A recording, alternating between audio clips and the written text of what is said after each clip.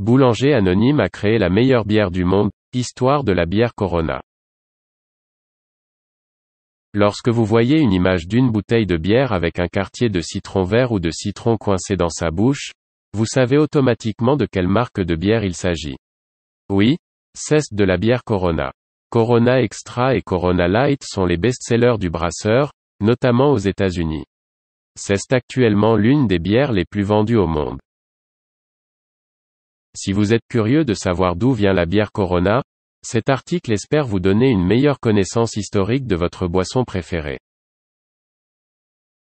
Comme beaucoup de recettes de bière qui ont débarqué sur les Amériques, plus particulièrement aux États-Unis, la propre concoction unique de Corona est d'origine allemande, car la plupart des brasseurs de l'époque étaient des immigrants allemands. Elle est apparue pour la première fois en 1925 en tant que bière Pils à Grupo Modelo, qui était et est toujours la plus grande brasserie du Mexique. La légende raconte que Corona est née peu de temps après la Révolution mexicaine en 1925. Ses fabricants étaient moins des maîtres de la bière que des boulangers. Pas si étrange, vraiment, s'il y a un groupe de personnes qui savent se débrouiller avec un seau de levure, ce sont les boulangers. Mais il s'agissait clairement de boulangers qui connaissaient leur métier, et qui avaient un appétit pour le contrôle de la qualité. L'année suivante, Grupo Modelo a envisagé de stocker la bière dans des bouteilles de couleur foncée dans le but de préserver et d'améliorer la saveur de la bière. Cependant, ils ont pris la sage décision de mettre la bière dans des bouteilles claires et transparentes. Ces bouteilles ont une forme particulière et sont devenues un symbole légendaire de l'entreprise, et sont également les éléments clés du succès de Corona. 10 ans après son lancement, Corona Extra est devenue l'une des bières les plus vendues au Mexique, grâce à ses stratégies marketing uniques, agressives et innovantes. En 1937, la société a lancé des efforts pour commercialiser Corona Extra en tant que produit de qualité supérieure pour se distinguer de sa boisson rivale au Mexique appelée pulque, une boisson alcoolisée indigène fabriquée à partir de la sève fermentée de la plante d'agave. La campagne s'est avérée être un succès, mais elle a également provoqué la chute constante de la popularité du pulque. Au fil des ans, Corona a amélioré sa transformation et sa production de bière, ce qui comprend bien sûr des techniques avancées de pasteurisation et de réfrigération et une amélioration continue de sa saveur. L'approche marketing intensive de l'entreprise a fait de la Corona la bière mexicaine. Bien qu'elle ait été brassée pour la première fois en 1925, il faudra plusieurs décennies avant que la Corona ne fasse son entrée aux États-Unis, au moins légalement. Quelques bouteilles hors taxe ont peut-être déjà été passées en contrebande par la porte dérobée, mais nous ne le dirons pas si vous ne le faites pas. Lorsque les bars ont finalement été autorisés à lancer la promotion de Corona Extra à vendre en 1981, les amateurs de bière blonde se sont réjouis. Et ils continuèrent à se réjouir. En un rien de temps, elle avait gagné sa place dans le livre des records en tant que bière à la croissance la plus rapide de l'histoire des États-Unis. Avance rapide jusqu'à aujourd'hui, et selon Delish.com, c'est la bière importée la plus vendue en Amérique du Nord et la 5e bière la plus vendue au total. La variété légère s'est avérée tout aussi populaire que les produits ordinaires. En plus de se classer en tête du classement des bières légères importées, sa Corona Extra ne vient que d'un point en tant que 6e bière la plus populaire au total. Et ce ne sont pas seulement les États-Unis qui ressentent l'amour de Corona. Corona est maintenant disponible dans plus de 150 pays à travers le monde et occupe une place près du sommet des plus grands classements de popularité de chacun. Apparemment, les États-Unis consomment toujours plus de Corona que la plupart de ces pays réunis. Bien que ce soit une question de population ou d'AAA, ce n'est pas à nous de le dire. Avouons-le, Corona ne vend pas à cause de son logo. Pas ces jours-ci, en tout cas. Il se vend parce qu'il a bon goût et vous fait vous sentir encore mieux. Mais avant qu'elle ne devienne la boisson préférée de tout le monde, c'était juste une bière blonde ordinaire. Et si une lager ordinaire a des aspirations au-delà de vendre quelques bouteilles ici et là, elle doit être reconnaissable. Les gens ont besoin de savoir ce qu'ils viennent de boire. Ils doivent pouvoir le repérer dans les magasins, pointer son étiquette dans les bars. S'ils ne peuvent pas le faire, peu importe la qualité du contenu, ces bouteilles qui tapissent les étagères ne vont nulle part rapidement. Et la marque non plus. De nos jours, la Corona brassée pour les États-Unis appartient à Constellation Brands, la même société qui possède les bières Modelo et Pacifico, les vins Robert Mondavi, la vodka Svedka, la tequila Casanoble, le whisky High West et un autre groupe de marques que nous n'avons pas. Pas le temps de lister mais toujours trouver le temps de boire.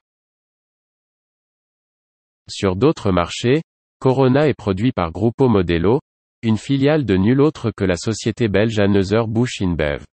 Maintenant, s'il y a une entreprise qui connaît le pouvoir d'attraction d'un logo de marque, c'est AB InBev.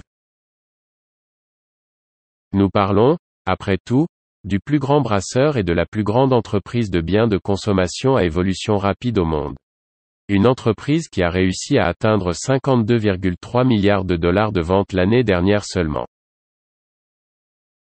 Ainsi, si une entreprise comme AB InBev décide de ne pas toucher au logo de l'une de ses plus gros vendeurs, nous pouvons considérer que nous avons affaire à un logo efficace.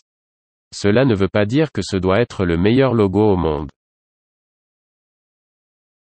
Il n'a pas besoin d'avoir les graphismes les plus accrocheurs ou les visuels les plus saisissants.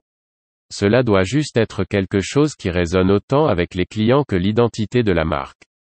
Et apparemment, c'est exactement ce que fait le logo Corona. Le logo Corona est unique. Pas tant dans sa conception, mais dans sa longévité. Alors que la plupart des marques aiment mélanger les choses de temps en temps, Corona est fidèle à son logo depuis presque un siècle. Et pourquoi pas, comme le note logo-world.net, la stratégie de marque de Corona s'articule autour de l'idée d'un état d'esprit de plage. Ouvrir une bouteille, mettre du citron vert dans son goulot et prendre une gorgée rafraîchissante est censé évoquer le sentiment d'être dans un paradis tropical. Et en toute justice, souffler sur un rhume est aussi proche de vivre le rêve que la plupart d'entre nous. Mais nous prendrons ce qu'On nous donne et serons reconnaissants, surtout quand il s'agit d'un arrière-goût si vif. Comme pour tous les bons emblèmes, la stratégie de la marque est ici en force.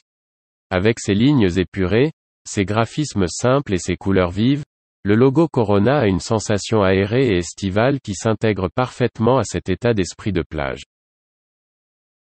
Composé d'une police gothique audacieuse et portant l'inscription La meilleure bière sous l'image d'une couronne et de deux griffons mythiques, c'est une image immédiatement reconnaissable et qui en dit long à tous ceux qui connaissent leur bière blonde. Il est intéressant de noter que la couronne serait basée sur celle portée par Notre-Dame de Guadalupe dans la cathédrale du même nom à Puerto Vallarta, au Mexique. Les griffons, quant à eux, sont censés représenter la force, le courage, le leadership et la vigilance. Selon certains, leur représentation des bouteilles Corona est censée suggérer que le contenu mérite d'être protégé. Que vous soyez d'accord ou non avec la théorie, vous ne pouvez pas nier que le logo Corona a fait un excellent travail pour aider à transformer une simple bière blonde en un mastodonte mondial. Corona a toujours été associé à leurs emblématiques bouteilles de bière transparentes. En 2009, Corona a commencé à proposer sa version de bière légère en canette et a depuis étendu sa gamme complète de bières. En 1989, Corona est entré sur le territoire de la bière légère en introduisant Corona Light, qui est maintenant l'une des best-sellers de la marque. Au milieu des années 90, la Corona est devenue la bière d'importation la plus vendue aux États-Unis, une position qu'elle occupe encore aujourd'hui. Passons à la partie la plus intéressante de Corona. Boire et profiter de Corona ne serait pas complet et amusant sans un quartier de citron vert ou de citron inséré dans la bouche de la bouteille, pour ajouter une saveur et une acidité supplémentaires. Ce n'était pas le cas à l'époque. Peu de gens connaissent la raison de cette pratique. Cela a d'abord été fait au Mexique, où les buveurs ont mis un quartier de citron vert dans la bouche de la bouteille pour empêcher les mouches de pénétrer dans leur bière. Maintenant que vous en savez un peu plus sur votre bière préférée, vous pouvez l'utiliser comme un bon moyen d'impressionner vos amis pendant que vous savourez quelques bonnes bouteilles de Corona lors d'une fête.